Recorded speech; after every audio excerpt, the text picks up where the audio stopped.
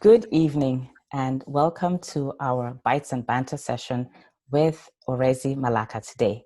My name is Oladuni Stella. I am the lead for Women in Tech Africa here in Germany, and I'm very happy that we have Orezi as our guest today.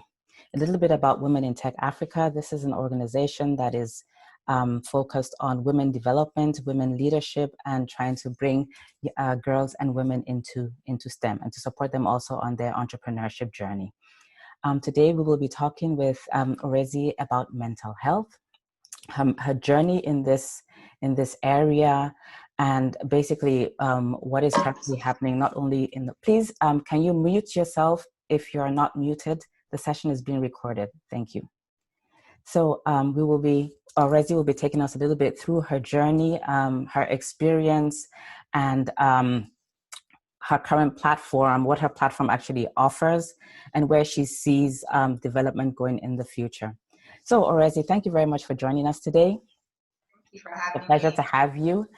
Yeah, I know that your journey didn't really always start with mental health. That wasn't really your focus at the very beginning. I know that you studied psychology and you have a background in HR.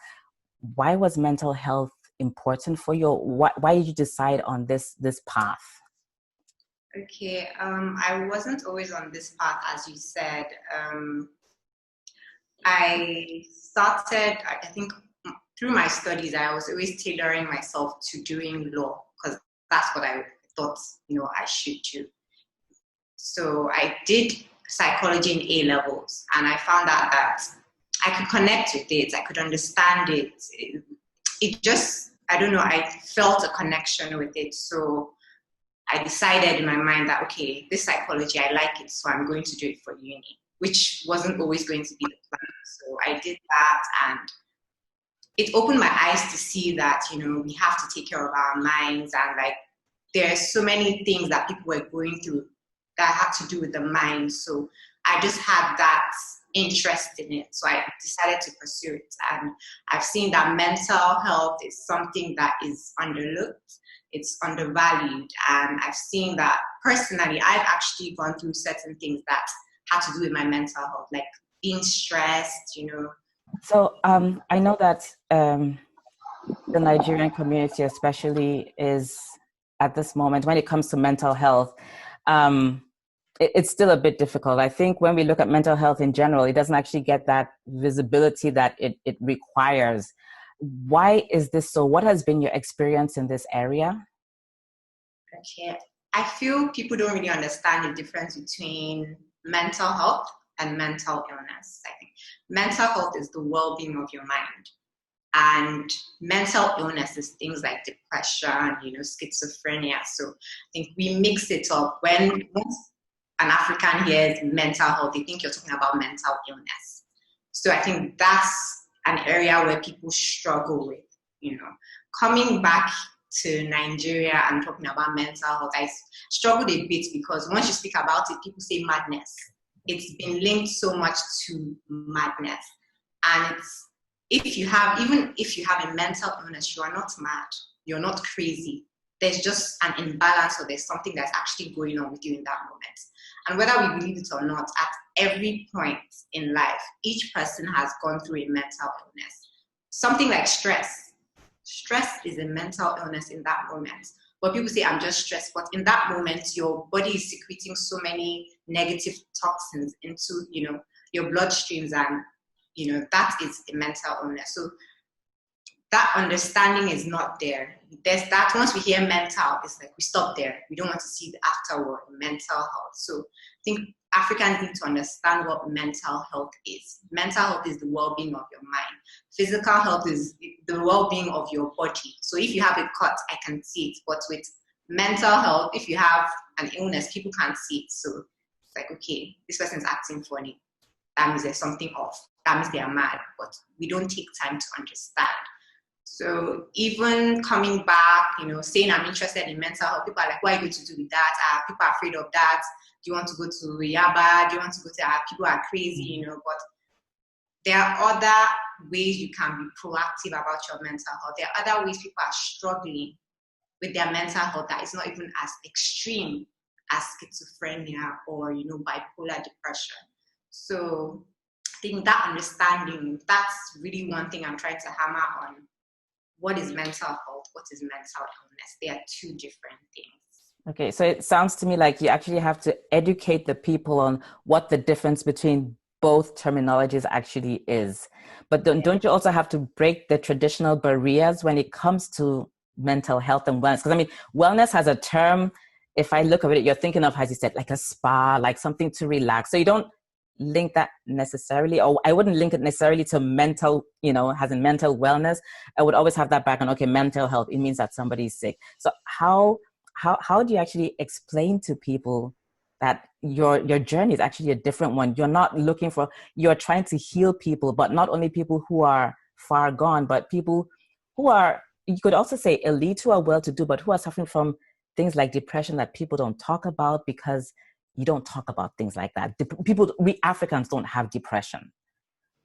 Yeah. So I feel to do that, to educate people, is to be more relatable in the things you're saying. So if I have a conversation with a person and say, oh, for the past week, have you been able to eat, or have you been going to bed later, or have you been oversleeping? And they're like, oh, yes, I've been going through that. Then we continue that conversation. They're like, oh, wow. I may say, oh, do you think that you feel depressed or anything? They may reject it and say, oh, no, I'm not depressed. But you're showing, so educating people and telling them, if you are going through this, you're constantly stressed, you're not eating, you've lost interest in things you used to love doing, those are signs of depression.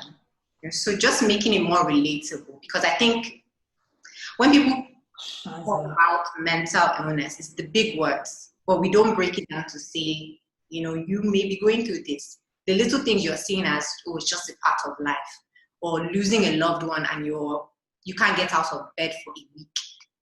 In that moment, you're going through something. So making it relatable when you speak to a person and say, okay, it's coming to people's level when you're explaining it, rather than throwing the big words and saying, we have anorexia of this, why are you struggling to eat? When you eat, do you feel like, or you look at yourself in the mirror and you feel like I'm overweight or anything?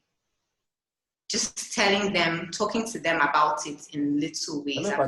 Relatable, I think. Okay, so I feel just making it more relatable in the conversations. Like we did a talk on like breakups and things like that.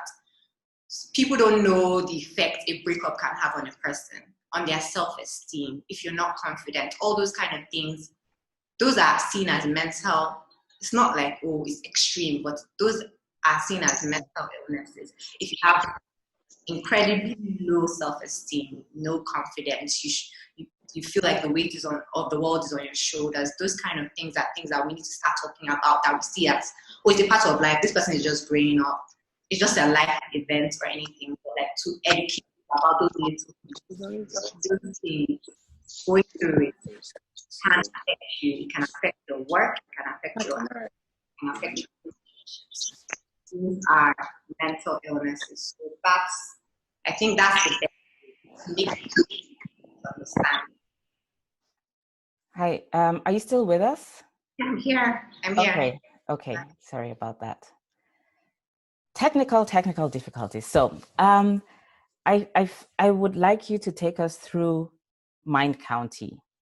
You have different rooms on this platform. You actually created this platform to be able to address these topics that you have spoken about.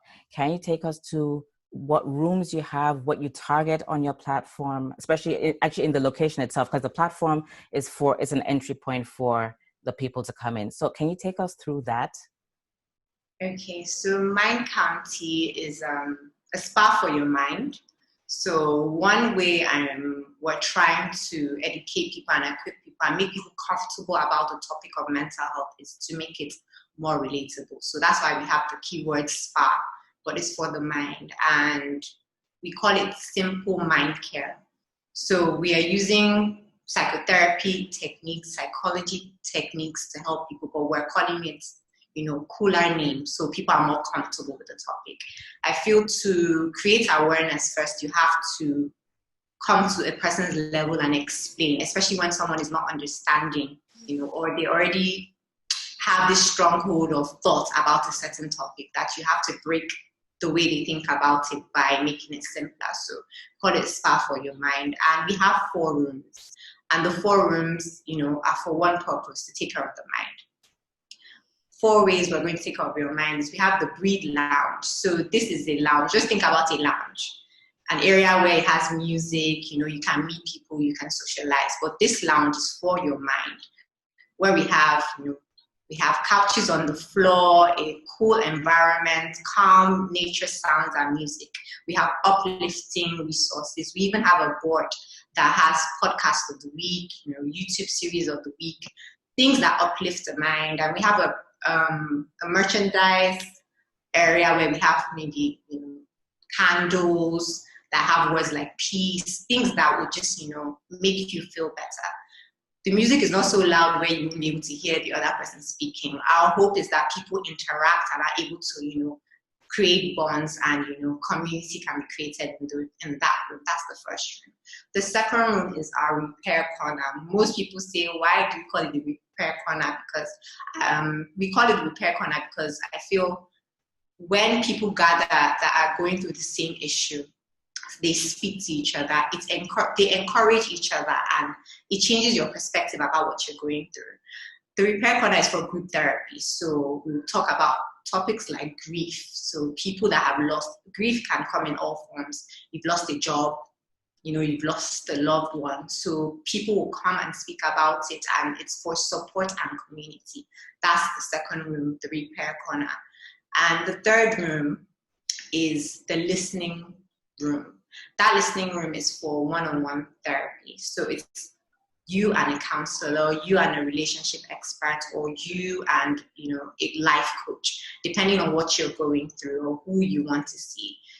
You deal with your issues with another individual in that room, where they listen to you and they help you with your thoughts and help you unpack your thoughts. And the last room is the still room, and that is a room for you. I call it your you versus you room. Not everyone has that opportunity or that privilege to have a space to themselves to think and process, what they're going through. So here you sit down, you can journal. If you need to cry, you can cry the whole hour. You can, do whatever you need to do to get you through that day. So we've set 4 rooms, one purpose, because we want My County to be a place where when you walk in, anyhow, you're going to be taken care of. Your mind is going to be taken care of. What do you need for that day? Is it the Breathe Lounge to just talk to strangers and talk to people you've never met before to build community? Is it, the group therapy room, you have an issue, or it's a breakup you're going through, and not to talk to other people that are going through the same thing and, build that community, build friendship so you can help each other through that, phase of life? Or do you want to talk to a person to process your thoughts? That's the listening room corner. And and the last room, the still room, that is you and your thoughts, and it's you versus you. You're like, I'm here today to deal with whatever is going on. If I need to cry today, I'm just going to cry. If I need to process my thoughts through writing, coloring, whatever I need to do, I will take it into that room and do it for that hour. So those are the 4 rooms. And the whole point is to make taking care of our minds simpler. We're using real techniques, but we're doing it in a way where a person, feels comfortable doing it, not ashamed to come into a place like that. That's why it's called Mind County, not psychiatric center or anything, because I know that I've gone through times where it's like, oh, you're going to see a shrink, you're going to see, it's like, let people be more comfortable with taking care of their mind, because it is important and it's more than a luxury, it's needed. The same way you book a massage because your back is aching. If you feel your heart is hurting or you feel like you need to speak to a person, you should be able to book to speak to a person and not go through it alone. However, you're going to do it in a group or individually, or just by yourself with another human being that's an expert. So how has your experience been building up your business in Nigeria? Pardon? Sorry. How has the experience been for you building up your business in Nigeria, especially with the backset as we were talking about? Because now you're established, but I don't think it was that easy to be able to establish yourself at the very beginning. with your topic. How was that? It's been a fight. Like it's been a bit of a struggle because when you have a vision, first it's explaining to other people. Then, when majority of the people don't really understand that vision, it's a bit of a struggle. And when there are not so many people you know or know of that going in that direction.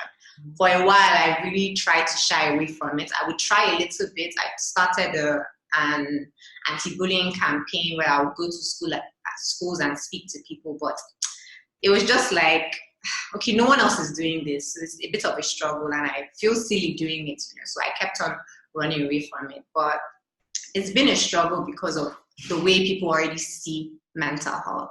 They already see it like it's madness. So explain to a person, they don't even give you a chance to explain more. They're like, I don't understand, bro, things like that. So even to get my space was a bit of a struggle because explaining to people, oh yes, it's a mental health, I was being fancy, mental health service, saving the world, but they're like, please, mad people in my building, is it going to, is that what we're going to see there?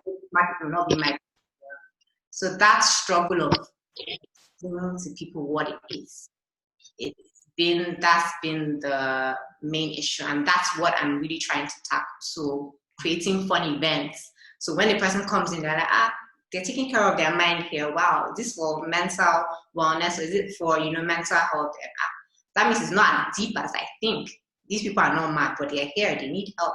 So, yeah, it's been a struggle. Still is a struggle because yes, the world is becoming more aware of it, but still, people are not willing to prioritize it. People want the help for free, but they don't see it as a necessity that, I should pay for it. So it's been a struggle. I can imagine that for you, it's emotionally draining also because it's active listening with your patient. Well, do you call them patients? Actually, that's a question I would ask. We call them clients. Clients. Okay. Yeah, but I guess because if somebody's coming with heavy things on their mind, and you're the person who's listening, how does that affect you as a person? How do you carry that weight? How do you deal with it? Because I'm sure it doesn't leave you unscathed. Yeah, it's hard. I feel at the beginning when I started, I thought it was a bit, I was exaggerating with the sessions I was doing, but I met another therapist that came to my space and she had finished 3 sessions and I saw her, like she was in the bathroom listening to music. Then I walked into one of my rooms. I saw her on the floor, just like looking drained. And I was like, okay, I had to speak to her after. I'm like, okay, that means this is not just me. There's just something about a person unburdening. You are listening. And in that moment, they're saying a bunch of things, a bunch of painful things, You can see they may cry. So you're moving through different emotions and you have to remain calm. You have to listen because at the end of the day, they need to stand up and feel lighter. So they come with all their thoughts as jumbled as it is, and you are meant to see a trend in what they are saying and to unravel everything and unravel what they are saying to come to a solution and action steps. So they need to leave there knowing, okay, maybe I have to do more affirmations, or I need to talk to my dad about this issue, or I need to talk to my spouse or whatever it is. So it can be draining. I think a lot of people underestimate it because they think it's just listening, but listening is a lot of work, especially when you're listening to understand and listening for a solution. It's not just listening and saying, everything's going to be okay. It's like, no, this person needs to stand up and say, okay, it was worth my money. Mm-hmm. These are the things I'm going to do, and I know I'm going to be better. By the time I come back, there should be growth. I've had sessions where the person doesn't want to say anything and they cry for the first 30 minutes, or they don't even want to talk. They just write, and we are passing notes through. I've had to be creative in the ways that I communicate with my clients. So it can be draining because on the spot in an hour, you're thinking about so many things. You're processing what they're saying. When they pause, you pause. You take the notes of the things that they've said. You can't forget. You have to observe how they're saying what they're saying, how they feel, because sometimes you may say, I can sense that you're frustrated. You have to be okay when you're not getting it right too. So it's like a lot of blows at once, but you receive all the blows calmly. And So it can be a bit draining, but it is rewarding. You feel better when a person comes out and says, "Oh, thank you so much for it." But in that moment, sometimes I'm like, "Oh, how am I going to get through this hour?" Because you can't tell. Someone can say, "Oh, I just feel like I'm in a hole and I don't know how to get out." And that would be, I'm like, "Is there more?" And that's it. So you have to now keep digging and asking questions till they are able to pinpoint something that happened maybe 2 years ago or last year or last week that put them in that hole. So it's quite interesting. Okay. So, it sounds like it's your passion, right? You found where you want it to be. Yes, it is. It is a passion. It keeps me going. So, because I know I'm meant to be doing it. So that's what keeps me going. Now with the pandemic, you still have your space, but I believe you're probably in lockdown at home and you're working mainly online right now. So you've basically moved your platform online and you're offering your services online. How is that going? Do you see a change? Is it better or is it the same? Do you have more work? What is that like? I think when the pandemic hit and there was a lockdown, it was a bit of a struggle because my business model was for, having a space where people could come into. I was resisting doing anything online because I really believed in restoring humanity through human connection, actually seeing the person, seeing how a person is feeling, sensing it and feeling what another person is feeling, seeing them, making them feel seen in a space. So first I was like, oh no, it's not going to be that bad. Okay, I'll move things online and it's going to end soon. As time kept going, I was like, okay, I have to move things online. And it was a struggle at the beginning, but I found that it's opened me up to the world. So I could cross borders. I could go to Ireland, I could go to England, I could go to, America, I could go anywhere because they could now reach me. They didn't have to come all the way to Lagos to my county to get help. So it's opened me up to so many other people. So that's the good part of it. So it's opening up many people and able to get so many people together from different locations, and it's been a good way to connect. It's expanded things for me. It's expanded my business and made me think about other ways I could reach other people too. You're now global, so to speak. Your clients outside of Nigeria, do you have more clients now? I have more clients like from outside Nigeria. I have more interested, and it's opened up things for me to think about. Like, I've seen that a lot of people that were in Nigeria or are Nigerian that live abroad have that whole culture shock and, there's cultural differences that they experience. So where now I've seen a market where I can now start talking to people that, especially with what's going on in the world right now, talk to different people about, how has it been integrating into society in England? Yes, you came from Nigeria, the culture shock, things like that. So it's, my clients have, they're not just here now. Okay. I have people reaching out to me from, all over the world. So it's, there are more now from collaborations to coming into from all over the world, which wasn't like that before. Okay. Well, it means that you're now more global and you have further reach. And I guess if we look at the current situation today with the Black Lives Matter movement and what's currently happening, more than anything right now, people are hurting, people need help. And have you seen from that movement also, have you seen people come to you because of this? Or is it mainly just still the area of mental wellness? I feel most of the people I've talked to in this time had to be with maybe job loss, okay, now I have only my business. What do? I don't know if I'm good enough. I don't know. I'm beating myself up about my failures. Now people are more introspective. They're thinking, they've had more time to reflect. Okay. So the things that they were too busy to notice, maybe with their roommates and things like that, now it's coming up to the surface. So those are the things people are talking about. Okay, the person I'm living with, they make me feel this way, and it's bringing up insecurities. I don't feel good enough. I don't feel like I'm, they're being a good friend to me, or it would just be different things, different insecurities that are coming to the surface because we've had a moment to face our own selves in this time of quietness and stillness. So most of the people I've spoken to, it has to do with, grieving the loss of their past life, or what life was like before Before what life the pandemic.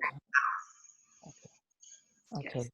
So, I mean, right now there's a lot of innovation that is going on, especially on the African continent. And there is a think tank called Brighter Bridges, and they created they created a map basically of digitizing health in Africa. And they had I think they featured about 200 plus health tech starts. Many of them are, telehealth, but I can probably count maybe only 5 that are mental health. So it's still not well proliferated. Should I say it's not well spread? What would be your hope for the continent when we are talking about mental health? Well, let me not say continent, because in general, I think mental health, wherever you are, it still carries a certain connotation.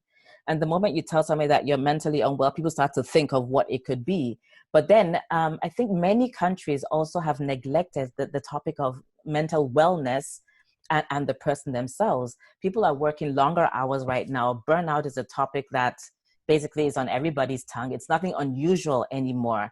What would be your hope going forwards? Where could we be in 5 years when we talk about mental health? What needs to happen? Okay. So I feel like it's the same thing I've been saying. I think more awareness, making it more relatable. By the time you start talking to employers and letting them know that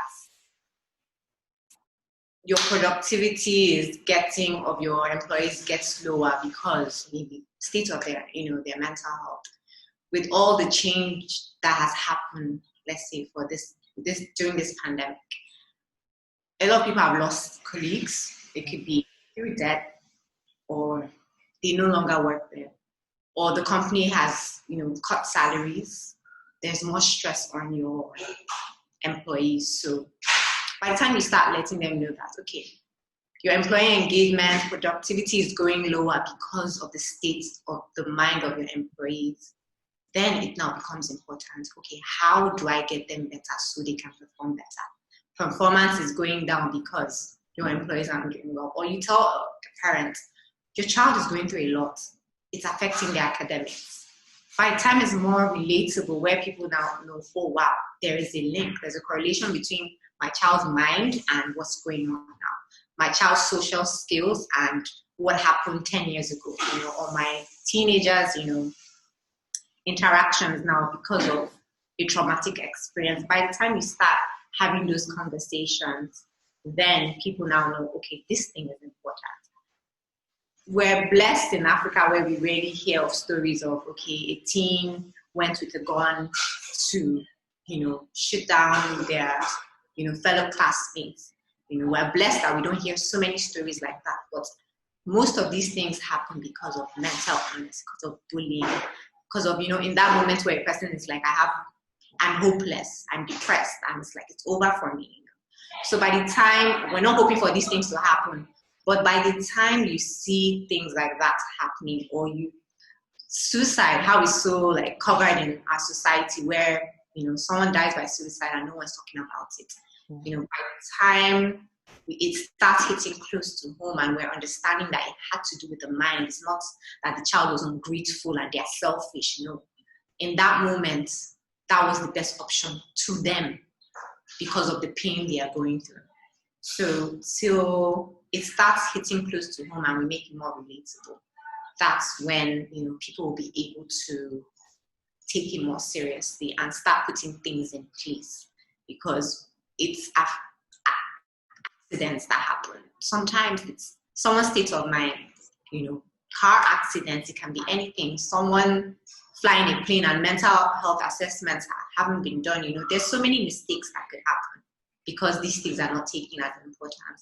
But we see it abroad, we see it, we see it in America, we see it in the UK, and how much of an impact a person's mind can affect everything else, can affect their decision making. It can affect so much. But by the time we start paying attention to the trends here and seeing that, okay, my child isn't doing so well in school because, this happened, or they're going through a hard time in school, they're being bullied, then we now start making those links and saying, okay, then what can I do? Or who can I speak to? Who can I invest in? It opens up a lot of people's minds to, I don't know, I just feel like the more important we see mental health as, the more people will invest in it, the more people will look out for help, and the more investors will, start, planting seeds in people that are even attempting to go that direction. In Nigeria, we see a lot of people spreading awareness about mental health, but you can see little support because first, there's no understanding of it. Mm-hmm. So the moment people start seeing that my mental health is affecting, I just had a child, I feel like I don't like my child. I don't know what's going on. Rather than someone calling it a native name, this is what is going on. But it's time we start calling these things by what it really is, that there's an imbalance, there's something wrong. Then once we start putting those names and saying that this has to do with the mind, people will start opening up to it. People will start allowing people to open up businesses and NGOs to help it, and investors will start coming in. But for now, people don't really see the need. Okay. I'm just thinking, what policies does the government have? Because, the government also plays a very big role in this. If they, at the moment, it's like many people do stuff because they don't expect help from the government. What, in your mind, what sort of government policy should be implemented to be able to even start this journey at all? Yeah, mental health, like how physical health, when they say health, they say health sector. Mm-hmm. For polio, forever, for whatever it is. Mental health should be part of that list. We should be talking about it. There should be a budget for it. There should be investment in the facilities we already have. It should be taken care of. It will encourage more people to want to get involved. So there should be policies rather than saying, oh, if you attempt suicide, there's a punishment, to rehabilitate people. I feel like a lot of people that are in right now are funding themselves when it comes to mental health. They may get some help from others, but I don't think there are policies that help mental health. But recently I've been seeing that they've been reviewing bills and before the pandemic hits, to make it more relevant. So we'll see how that goes. Okay. But it should have a budget because it's the most important, it's important for even physical illness. A cancer patient that is going through all these changes, going through, taking medication that's changing their body, they're losing hair. They should have someone that's counseling them and speaking to them through that process. So see the importance of it and start putting, policies to make it important. Okay. We're actually at the top of our 30 minutes and I see already a question in the chat. So I would like to go over to questions and answers. And we have the first question from Christopher. He says, do you speak to people facing challenge in their academics? Yes, we do. We speak to people facing challenges in their academics. So it could be, I feel like at the root of every issue, there is, every problem, there is a root issue. There's a root issue. There's a line of thinking. It could be anything. So we can talk about anything. So academics, I feel like sometimes it could be, maybe it could be a career coach you need to speak to, or someone to put you in line with, okay, maybe you're focusing on sciences and maybe it's art you need to do. It could be anything. So doesn't mean there's something wrong, but to get to the root of the issue, why is this person going through this? What case? When you're saying you're struggling with your academics, what do you mean? Is it that you're failing, you're constantly failing, or you don't like what you're doing, or you're struggling to study? So we'll get to the root of that. we'll get to the roots of that. So we speak to people about their academics, their career, their relationships, anything like that. Thank you. I would open up for questions. So if you have a question to Orezi, unmute yourself and then ask.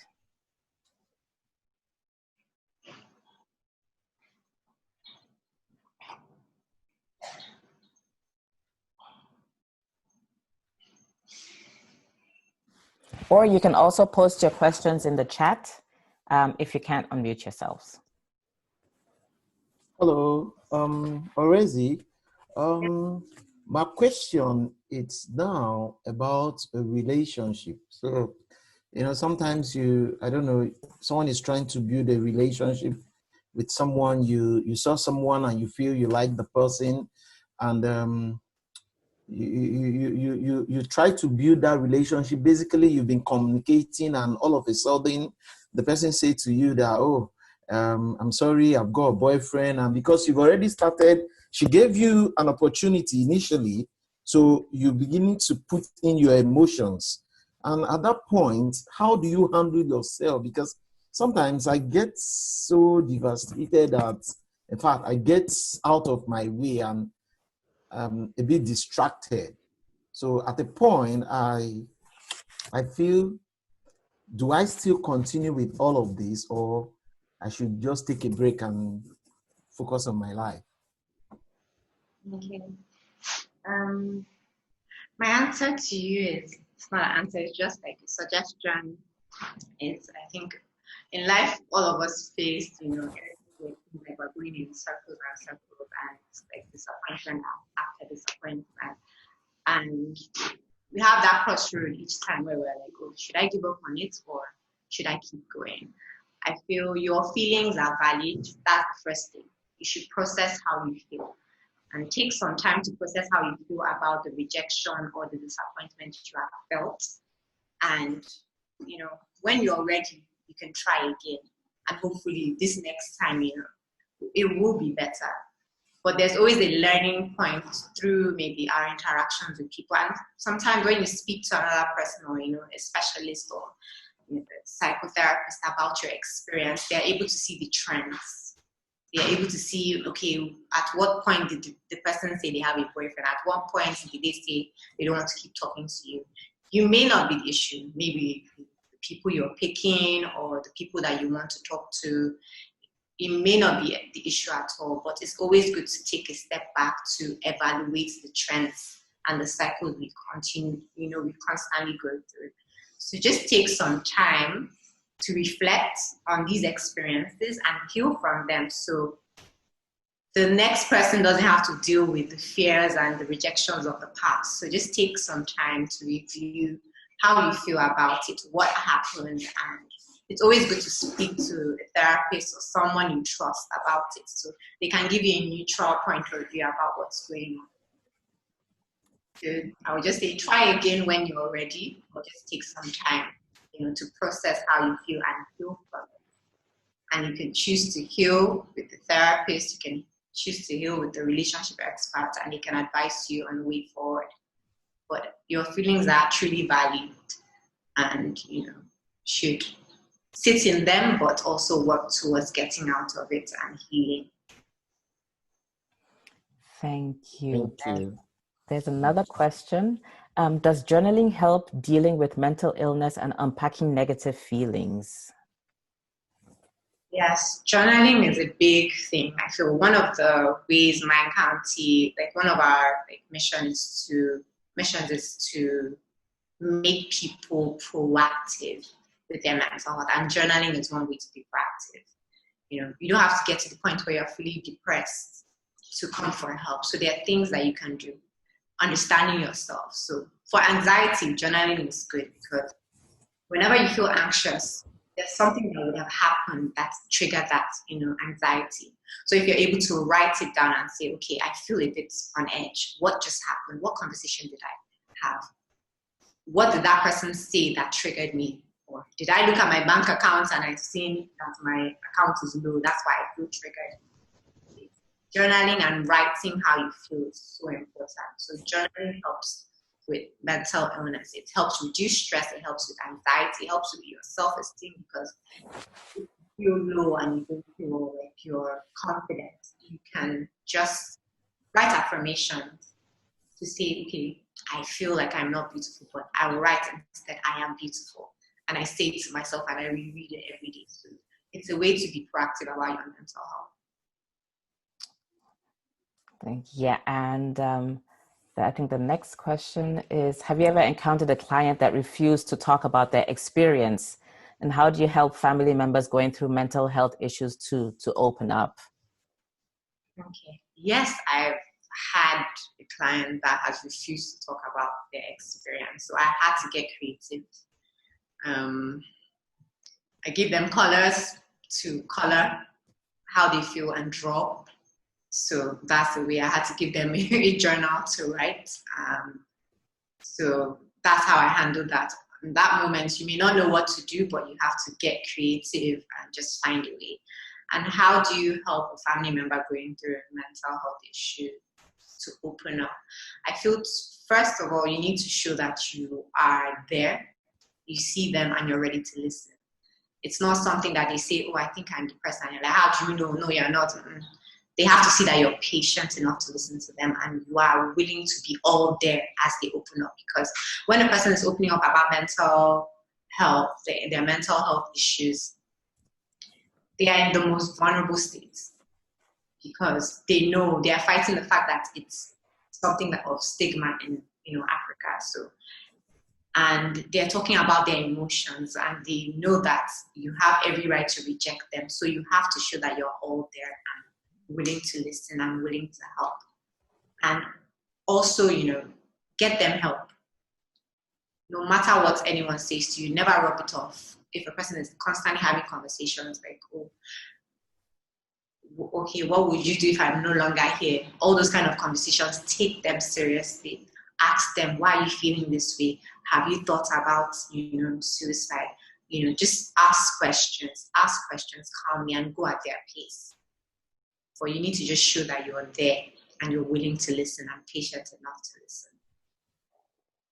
So somebody wanted to know how to book you. So I put your website in there. Is there any other thing that they need to know if they would like to reach out to you? Okay, you can email us at hello@minecounty.com, or you can send us a DM on Instagram. So our handle is @minecounty. So I've written it in the chat again for everybody. There's also a question about whether you counsel people of different ages, like parents and elderly people. Yes, we counsel all ages. Okay. So anyone, any age, no matter how young, no matter how, so we counsel all ages. Okay. You've gotten very positive feedback in the chat. I'm sure you can read it as it is. And well, we have a question. I can address this to you afterwards because we are actually at the top of our 45 minutes. I want to say a very big thank you for talking us today through mental wellness, what it is that you're doing, how engaged you are in helping people heal and helping them, move forward. It was very nice having you here. Everybody, you now know how to reach out to her if you need to reach out to her. And thank you very much for joining our session. We will be back in 2 weeks' time. We will be posting soon. Thank you very much and have a good evening. Thank you. Thank you, everybody.